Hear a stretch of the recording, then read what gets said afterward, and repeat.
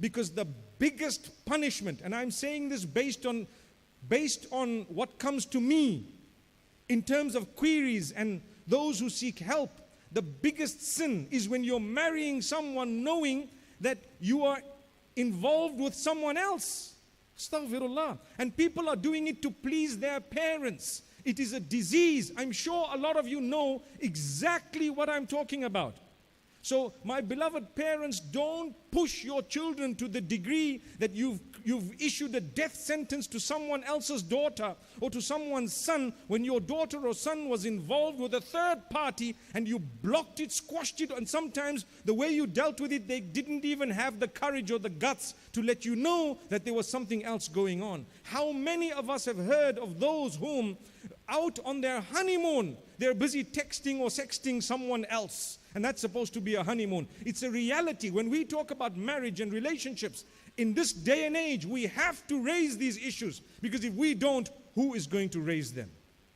So my beloved parents, you are a criminal if you've done that. Criminal. And I promise you, that would be so bad because you have messed up and ruined the life of an innocent child.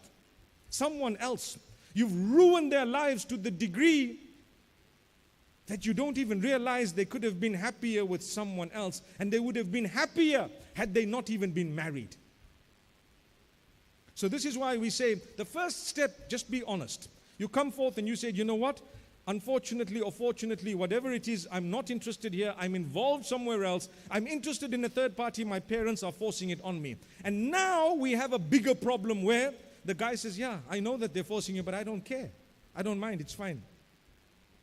What are you talking about? I've come across such cases, whether it's for immigration purposes, whatever other purpose it is. Wallahi, this is criminal behavior. This is absolutely unacceptable. It is against the basic rights of a child to choose the spouse. It's a basic right. You're never allowed to impose a decision of who to marry as a parent. That's not a right that Allah has given you. The child has a right to refuse and to reject and to say, no, I'm not interested. And so on. You have to open your ears. You have to listen attentively. What do they want? What are they seeking? So that's step number one. The introductions used to be made. I think they are still made in a lot of communities.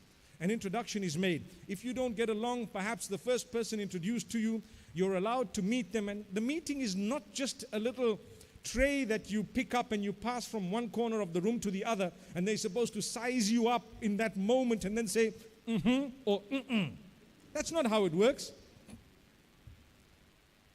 You have every right to talk, to communicate, to interact, to see, to look.